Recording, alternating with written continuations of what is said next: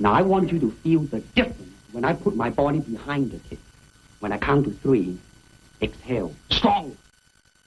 I'll be kicking you.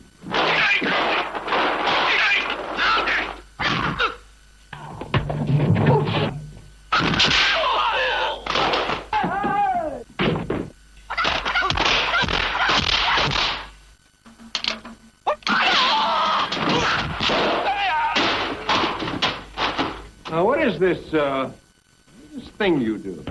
In Cantonese, Jeet, Kune, the way of the intercepting fist.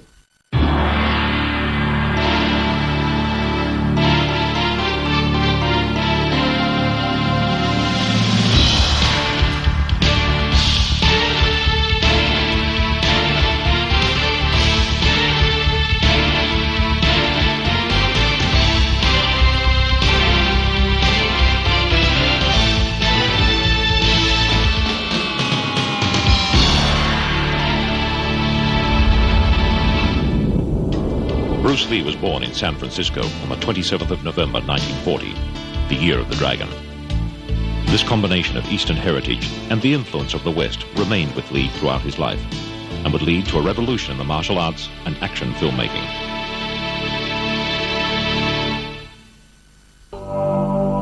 Kung Fu originated from the Shaolin Temple in about 600 AD. From that time, it developed into a wide variety of martial arts systems governed by clans, families, and rules of tradition. Hong Kong in the 1950s was a melting pot for these Kung Fu systems, as many mainland Chinese found their way to the island colony to escape war, famines, floods, and the communist push. It was in this environment that a young Bruce Lee first developed his love of the martial arts, and also where he first experienced racial prejudice, when he found many Kung Fu teachers would not pass their knowledge on to him, as he was not a full-blood Chinese. What Bruce did, as it relayed to me, that he could never learn from the top man, because in those days, Kung Fu practitioners were quite prejudiced, and they didn't usually share the knowledge with other people from other styles. So what Bruce did, he knew that, so what he did would go to the second or the third or fourth man in the system and say, well, look at how would you like to learn Wing Chun? And I'll trade you my Wing Chun knowledge for your praying mantis. Let's say it's northern praying mantis. And that's what he did, because he knew that the head instructor wouldn't teach him. Studying these different martial arts exposed Lee to the idea that all martial arts had something to offer, that no one system had all the answers. He moved a step further from tradition when he studied Western boxing at La Salle College and picked up European fencing from his elder brother Peter, a Commonwealth fencing champion. With this amalgam of martial arts knowledge, Bruce traveled to the United States in 1958. I met Bruce Lee in 1959. He had landed in San Francisco where he was born, and ultimately through Ruby Chow, who sponsored him up here. He came up here, and actually I met him through some of the former friends that had been working out with Bruce. The effects of the prejudice shown to him in Hong Kong were still with Bruce when he decided to break the centuries-old taboo and teach Kung Fu to non-Chinese at his Seattle class. This film is the only record of Bruce Lee's teaching at that time. There was some animosity against him teaching to outsiders because they felt that to teach the outsiders, it was a situation where you were giving a lot of the secrets away to people that were physically much bigger than we are, and that they would be using it against us. Now, relate to me. Move. No. Don't move for the sake of moving. Relate to me. Relationship. You're where? That jar. Open it up a little bit. Feel the wind blowing. The bird. You hear the bird chirping? Yes. Oh, very good. Now, let it flow. Open it up. Kick with it. Yes! Now, how did it feel to you? Like, I didn't kick, it kicked. Terrific. Now, once more. I liken Bruce Lee to Jimi Hendrix. There was guitar playing before Jimi Hendrix and guitar playing after Jimi Hendrix. It was complete. The world changed for guitar players. And the same thing with Bruce Lee. There was martial arts before Bruce Lee, and there's martial arts after Bruce Lee. You think a fight is one blow, one kick, until you can put combinations together without even thinking, until you learn how to keep moving and to endure. Hire a bodyguard or lead a less aggressive life. Don't charge in blindly. You got to listen. Listen.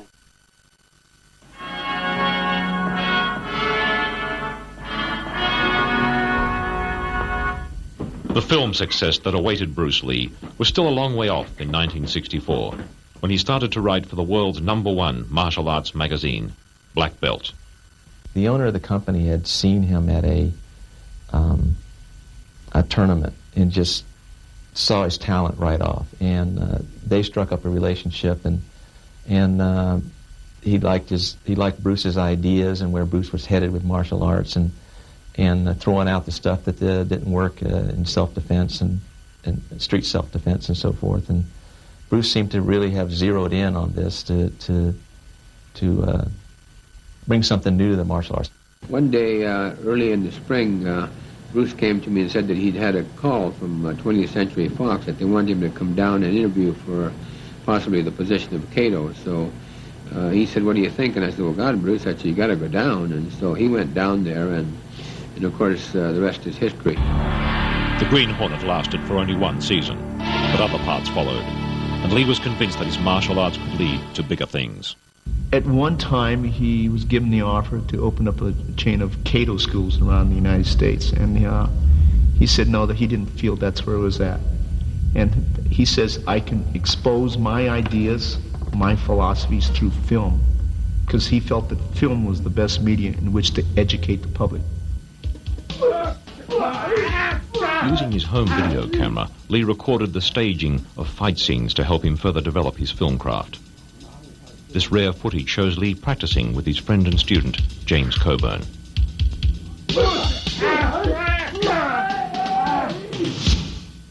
We trained a lot. I had a large patio outside when I was living on Tower Road. I had a big old Spanish place. It was kind of a patio. We'd train out there. He brought a big bag, a tackle bag, and so we had it hanging up out there, using it for side kicks. Saying, "Okay, now this is the way you do it." You know, again, whoop, bang, and he kicked this bag. I guess it was about a 150-pound bag, and it went flying out busted it in the middle. It went flying out into the lawn. It was filled with rags, and we were picking up rags for months around there, little bits and pieces of rags. It was all over the lawn. And that was really an astounding, and it shocked him as much as it. He said, "Oh, I'm sorry." Lee also collaborated with another student, Academy Award-winning scriptwriter Sterling Silliphant, on the script for the second episode of Longstreet. This program remains Lee's single most relevant cinematic work on his martial art, Jeet Kune Do. What is this thing you do? In Cantonese, Jeet Kune Do, the way of the intercepting fist. Intercepting fist, huh? Or foot. Come on, touch me. Any way you can. You see? To reach me, you must move to me. Your attack offers me an opportunity to intercept you. In this case, I'm using my longest weapon, my sidekick, against the nearest target, your kneecap. This can be compared to your left jab in boxing, except it's much more damaging. I see. Well, speaking of a left jab... Oh, this time I intercept your emotional tenseness. You see, from your thought to your fist, how much time was lost. Not much. In terms of film, the distance from taking a swing and selling it to the camera, you could be, pretty far away, but sometimes it gets very close. I do remember the fact that the cameraman saying, "Oh, fellas, hey, we have to slow this down. I know it'll look terrific on camera, but when we come in close, we have to really slow it down, otherwise it'll never sell. Nobody will see anything."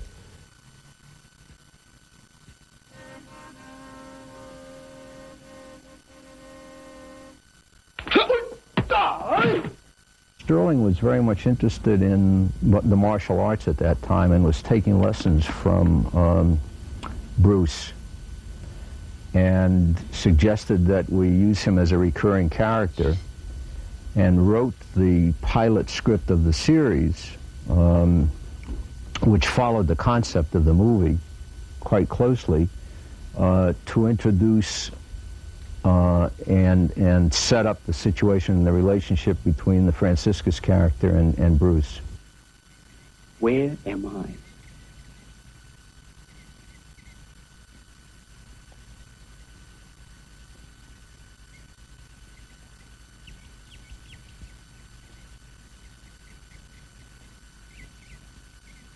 There.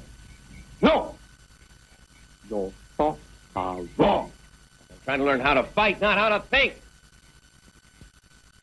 May it be well with you, Mike. Bruce is a very complex human being. First of all, there was no pretense about Bruce Lee. He was very much aware of who he was, what his roots were, what his background was.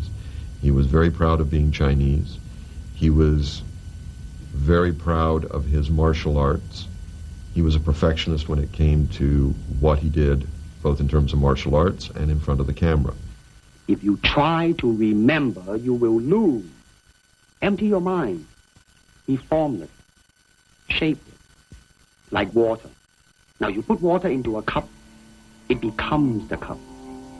Put it into a teapot, it becomes the teapot. Now water can flow or creep or drip or crash. Be water, my friend. Despite the quality of his work in Longstreet, the racial attitudes of the Hollywood studios caused Lee to be rejected for the lead role in the TV series Kung Fu. After Bruce died, I came back to the States, interviewed Sterling Siliphant, who had also created Streets of San Francisco, and he confirmed the story about the fact that the network really wouldn't let him build up Bruce's part any larger than it was. Disappointed, he returned to Asia for a date with destiny in a small village in Thailand to film The Big Boss. I don't believe in system, Mr. Longstreet, nor in method. And without system, without method, what's to teach? But you had to learn. You weren't born knowing how to take apart three men in a matter of seconds. True, but I found the cause of my ignorance. Help me find mine.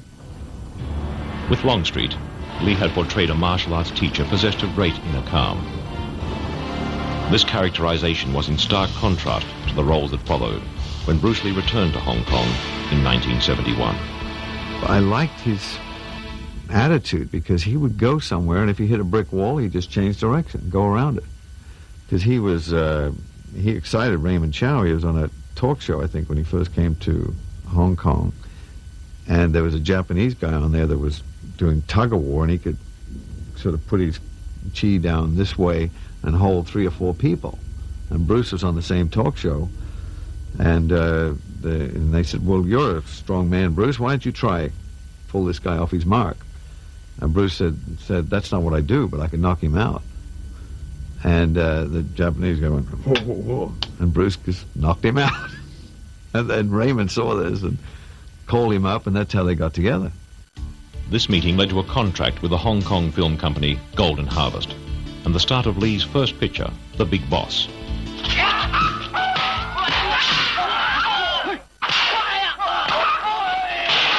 The Big Boss was Bruce Lee as never seen before.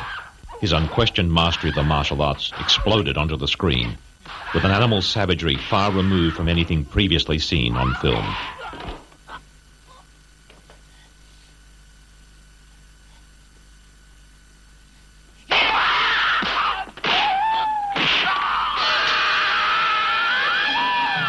The film presented many challenges for Bruce. He choreographed all his own work and set up the fight scenes.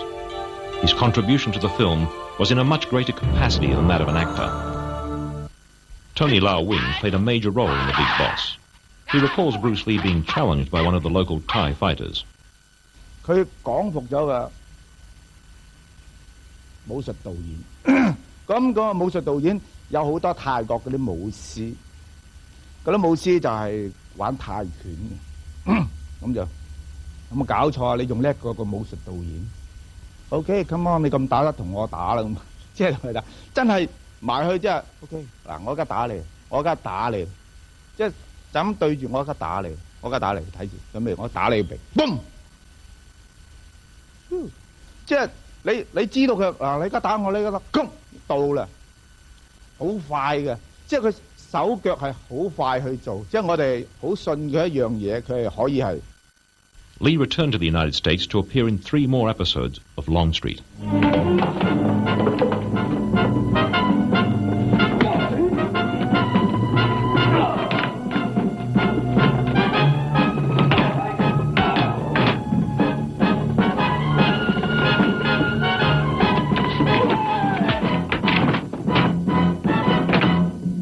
Despite the now serious offers from major Hollywood studios, Lee realized his immediate future would be in Hong Kong. And when he came to Hong Kong and helped to redesign and reinvent how martial arts were used in the Chinese cinema, it was with an eye to using the Hong Kong cinema as a stepping stone back to Hollywood, and using Hollywood as a stepping stone to becoming an international star.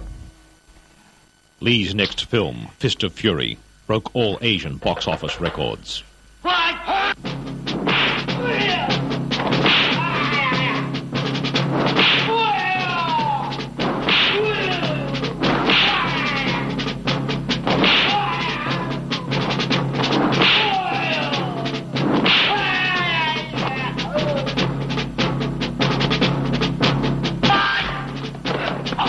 Bruce Lee is now a star. He quickly moved on to his next production. Way of the Dragon was the first Hong Kong film to be shot in Europe.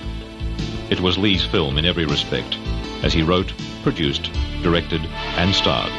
Well, I first met Raymond Chow. I knew him, and he asked me if I wanted to be in a movie with Bruce Lee, and I had never heard of him. But I told him, well, why not? I haven't done that before. So he said, all right, we'll have a car pick you up at 8 o'clock the next morning. And when we got to the studios, we'd shot the first shot within about 10 minutes, so it was fast and furious. The most impressive thing I think I saw was when two things. One, he fell down on his one finger and started doing push-ups from a standing start. And he did love to show off. I mean, he was good and he knew it. And the other thing was when he kicked out the light from a standing start. Kicked out a light bulb about 7 feet up in the air.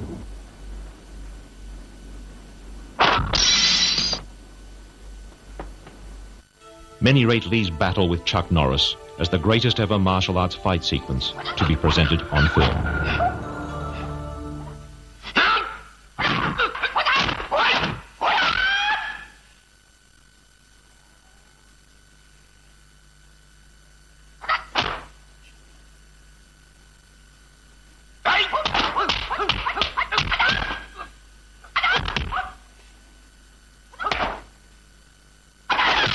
Way of the Dragon was the most successful film in Hong Kong cinema history. Bruce started work on his next project, The Game of Death. But filming was interrupted when he was offered the lead role in the first Hong Kong Hollywood co-production, Enter the Dragon. Enter the Dragon was filmed on location at Tai Tam Bay. It introduced Bruce Lee to the world as the first Chinese superstar and established a new international film genre, the martial arts movie. In this position, your arms are useless. Yeah. Kick or stomp me? No. Then, if you wish to survive, what do you do? I don't know. Bite. Bite? Are we not animals?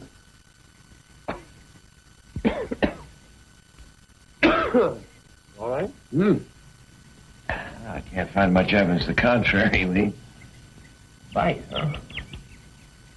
Fighting is efficient in close quarters. But don't make a plan of fighting. That is a very good way to lose your teeth. Bruce Lee's street fighting skills were real, as a young challenger was to find out on the set of Enter the Dragon. So anyway, there was this kid and said, I'll bet you anything I'm faster than you are. Bruce says, okay, if you're betting me, let me help you out. He drew a circle on the ground. Oh, yeah, I remember. Remember, he drew a circle on the ground. Yeah. He says, I'm going to let you hit me 3 times. Yeah. If you push me out of the ring, I lose. But I'm going to hit you back 1 time. So the kid did, right? Yeah. Of course, he never pushed Bruce out of the ring. And then Bruce says, okay, my turn. So I tell the kid, he said, I am going to hit you right here. Mm-hmm. He said, ready? And the kid says, what do you mean ready? Before he said anything, his teeth start falling out of the mouth. He was just so fast.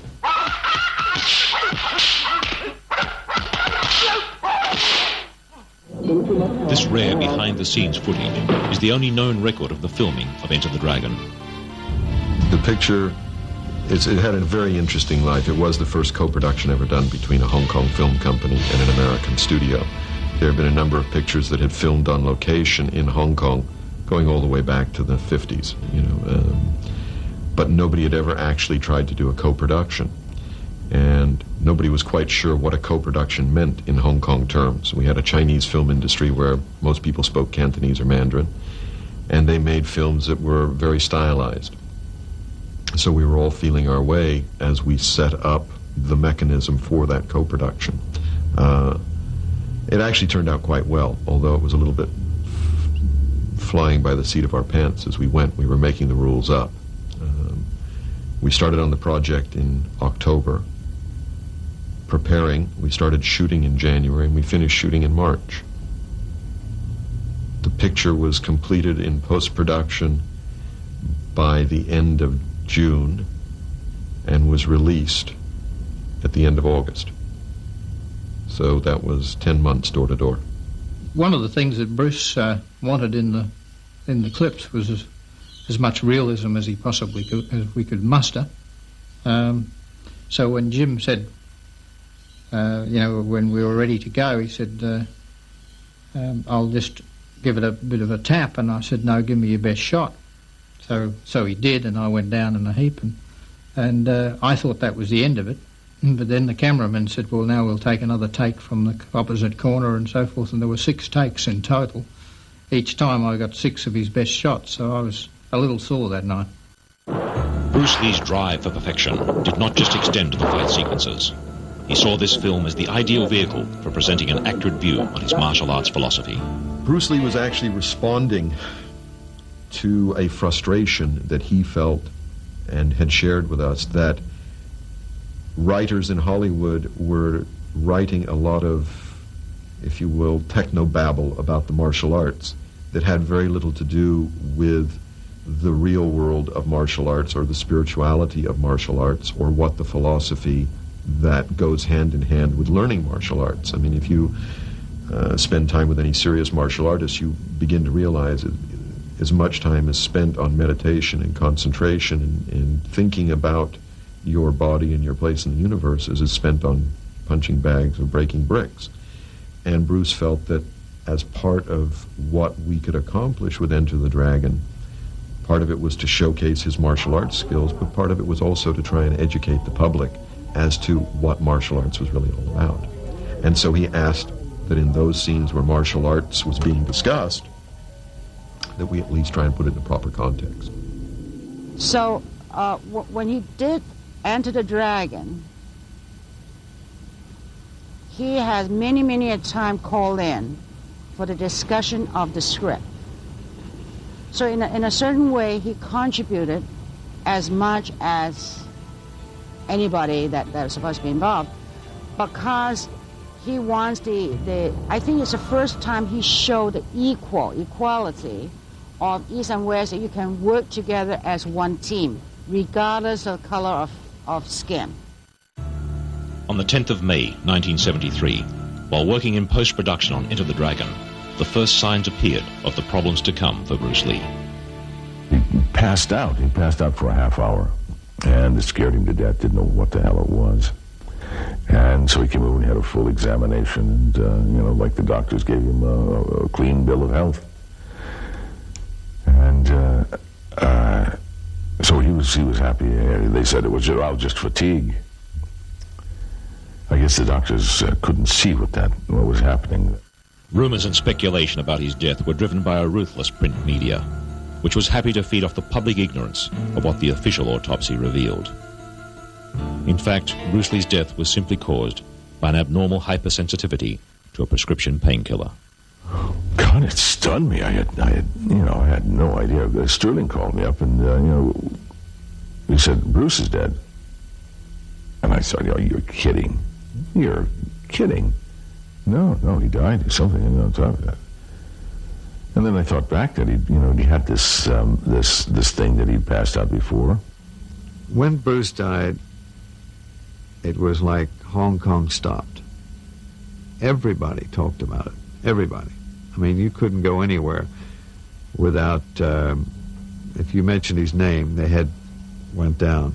And that was so sad that a lot of people, I think, I was only there a few days after he died. I went to his funeral service and left. And a lot of people didn't want to believe it. They thought it was some kind of publicity stunt, because how can a man of this physical stature just die? You know, he was like 32 years old in his prime and one of the fittest human beings I'd ever come across. And it was almost disbelief, I would say, would be a good word to use for his death. People couldn't believe that he wasn't there anymore.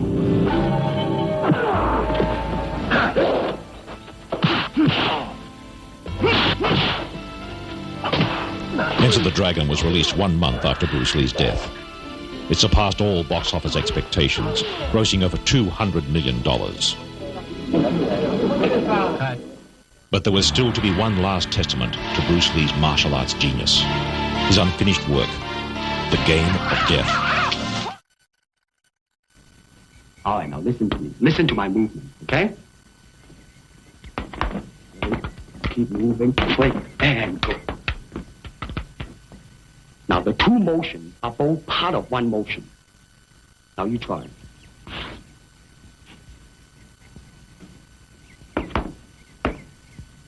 Faster. A little bit smoother. Well, your head and body are still not one.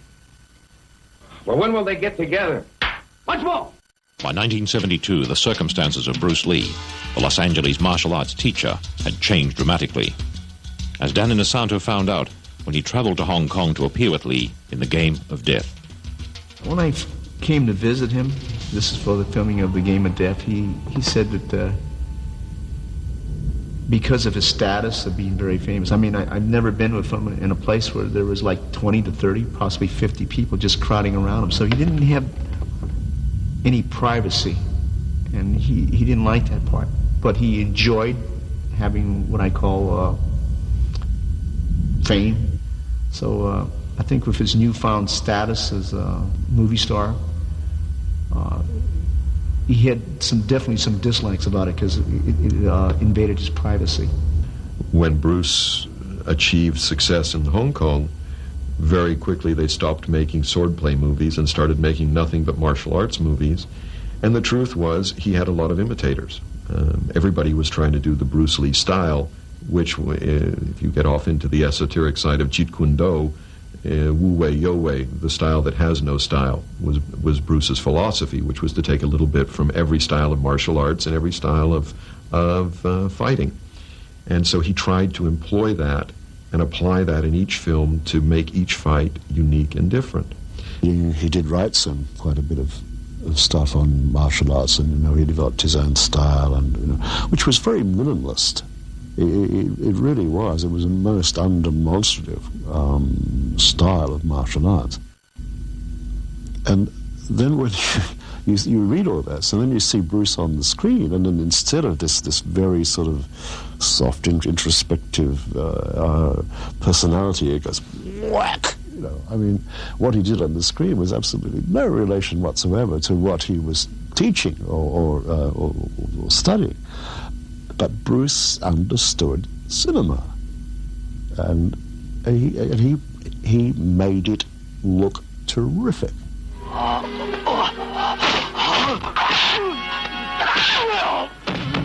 When we were preparing The Game of Death, we started, this was a Hong Kong film, so we didn't have the entire script. We had a concept, and we were going to shoot a series of fight sequences that would bring together some of the greatest martial artists of the world, and Bruce would fight them one by one by one. The essence being that by the time he got to the top of this mythical tower, he would have shown that the best style was to have a style that was flexible and that he would defeat each of these martial artists by understanding and using their inflexibility to defeat them. And it sounded great, except that when you get past the point of, okay, level 1, level 2, level 3, and he's now trouncing each martial artist, there still had to be something that was going to be at the top of the tower. We never came up with what it was that was going to be at the top of the tower. So when we went off to shoot Enter the Dragon, we stopped shooting Game of Death. Bruce looked at me and he said, "Thank God we don't have to solve that problem for 6 months."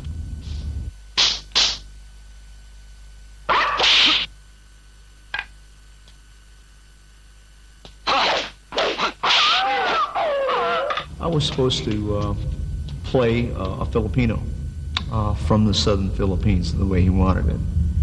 And that's what he portrayed me as. But I think what I did, Bruce Lee comes in later, but I fight this guy, the first guy, and he has this big log. And he fights me. It's like a log. It's more of a log than a pole, and I fight with him. Then the next one comes in, and I fight him. He has a little, it was a big stick, but then it got smaller. And I fight him with the stick, and I beat him. And then Bruce Lee comes in. He takes over, and then he beats him.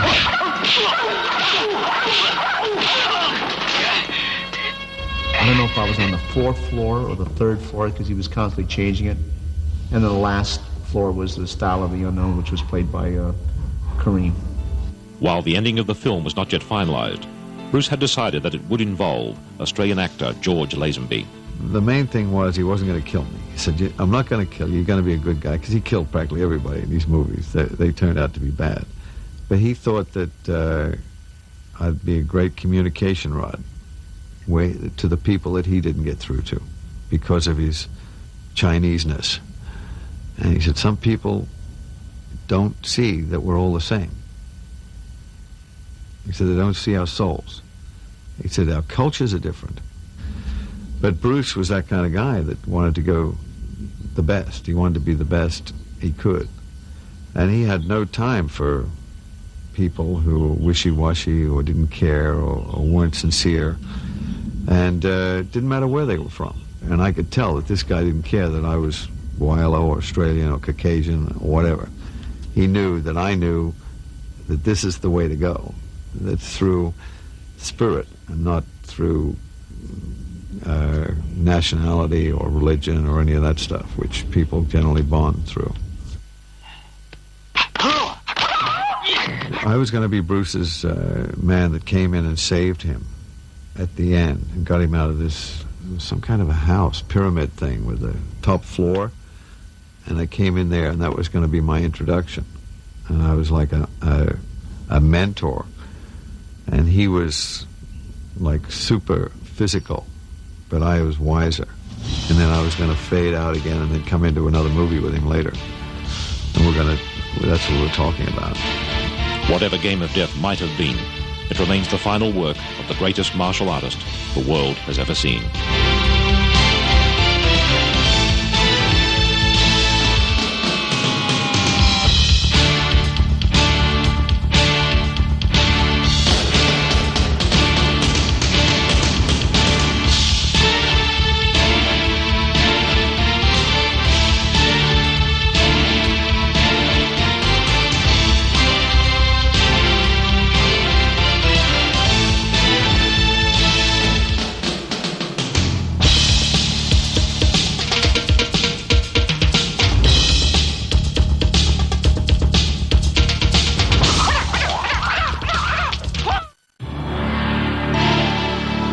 To the world, Bruce Lee was a movie star, but to the martial arts community, he was the man who revolutionized the fighting arts.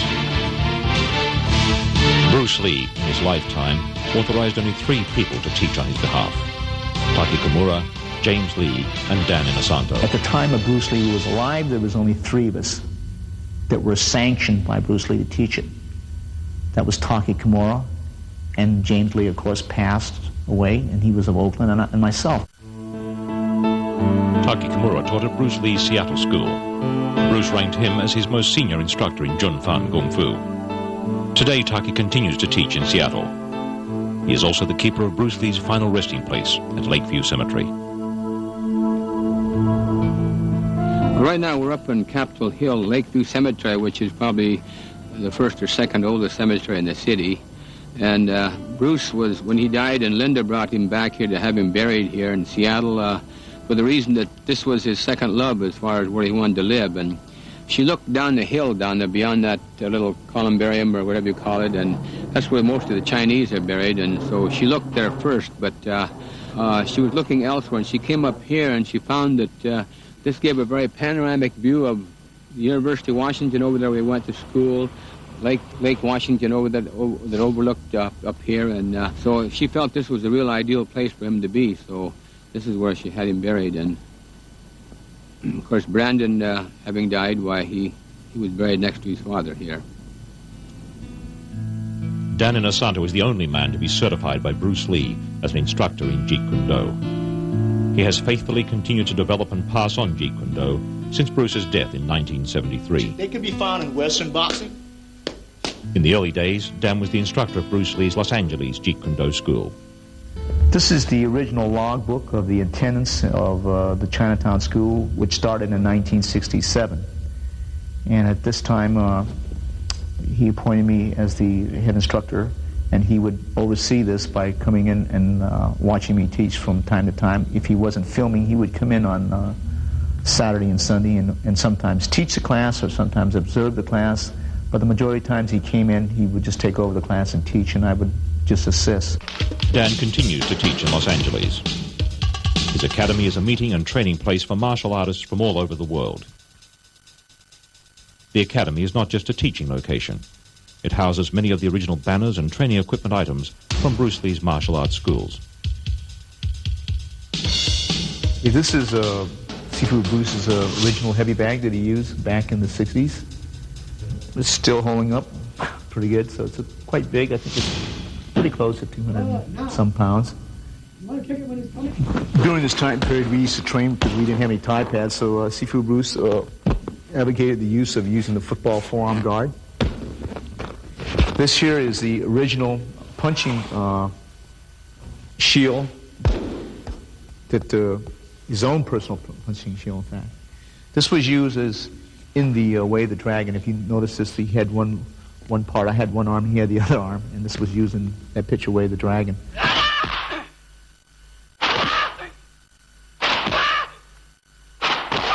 This is the sign or the plaque that we had here. This is the truth in combat is different for each individual in the style.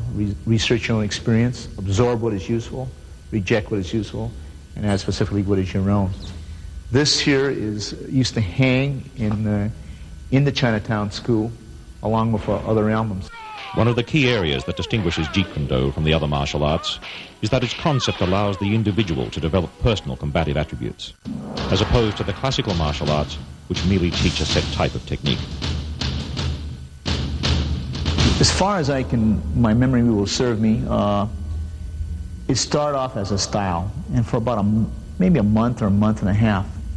And then he realized a style was too confining, it was too short. Then he realized that the combat is usually geared under certain principles that you would follow and certain concepts you would go. So he said, JKD is more of a concept, and it should be constantly researched. It's kind of like, I refer to it as research and development, and that you would research different fighting arts, which he did extensively. That's why I find it very humorous now that people want to go back to the original. Now, the original JKD is what they refer to as Jun Fan Gung Fu. That has certain stances, certain type of footwork, certain type of kicks, which was the basis for what he called at that time Jeet Kune Do. But Jeet Kune Do, as he said, I have not invented a new style or a method of training, whether it be Chinese, Japanese, Okinawan, Korean, or whatever. He says, these are just a way so I can learn about life and about combat in general, because life is combat, as he used to say.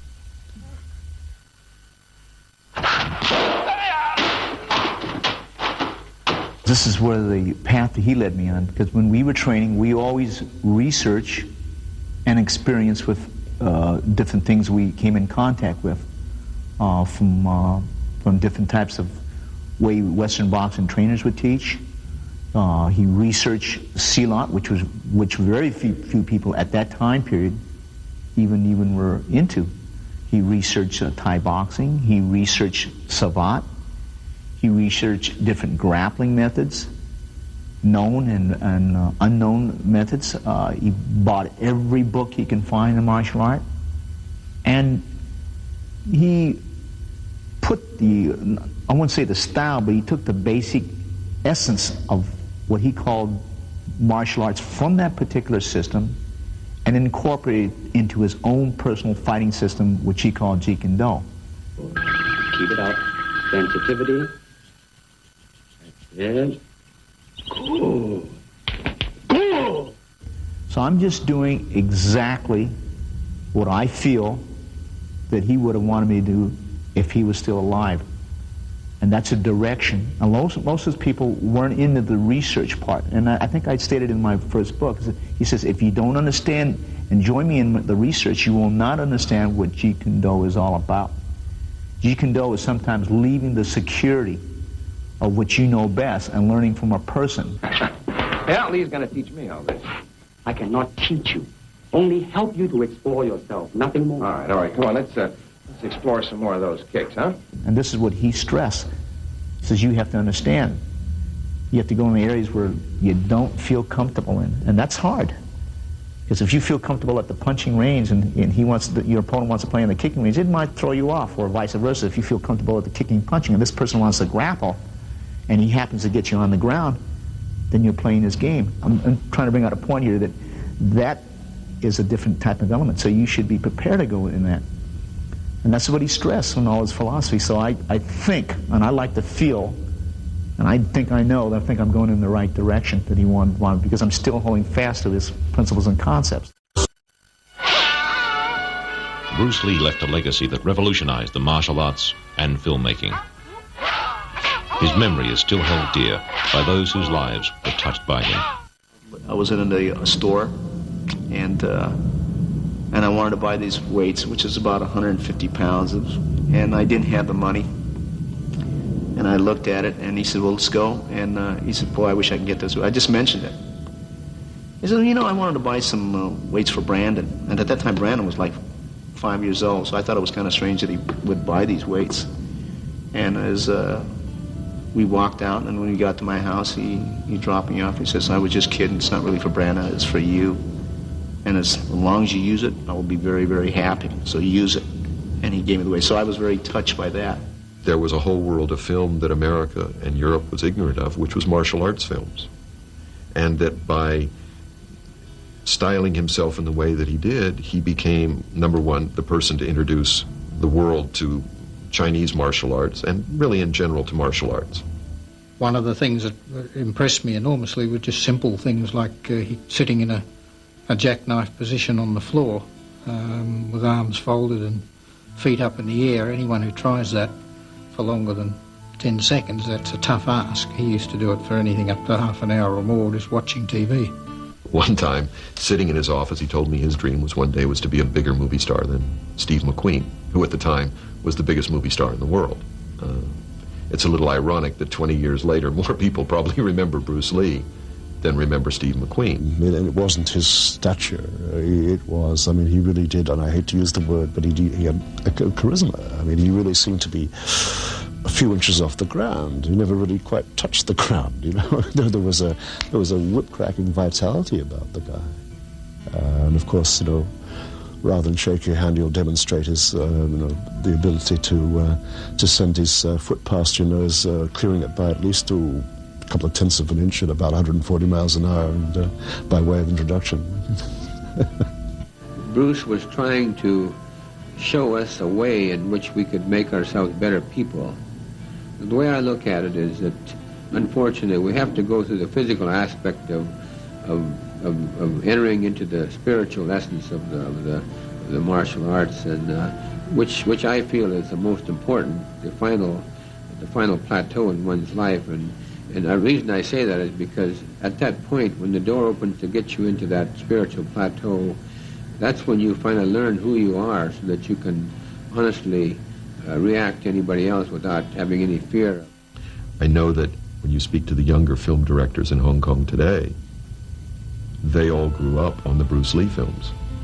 Bruce Lee is to them still an idol. When you talk about what would you like to do, the answer is I would like to make a film that could have as great an impact on the next generation as Enter the Dragon had on my generation. And I've been told that by not one Chinese director, by at least 5 or 6. And actors, by the way. You ask Jackie Chan who the biggest star in Jackie Chan's mind is, and he will say without a doubt, Bruce Lee. Anyway, he completed his life, I think. I don't know what more he could have done. I mean, his influence is still felt, it's still being felt. His technique is sure. It's down on film, and it's in his books. And it's in the memory of most of us. I mean, that's why we're here today, still trying to find out what it was that made him so great. It was certainly that essential self that Bruce was able to manifest. You know, he manifested. He was a true artist, a real artist. Like everyone else, you want to learn the way to win, but never to accept the way to lose, to accept defeat, to learn to die is to be liberated from it. So when tomorrow comes, you must free your ambitious mind and learn the art of dying.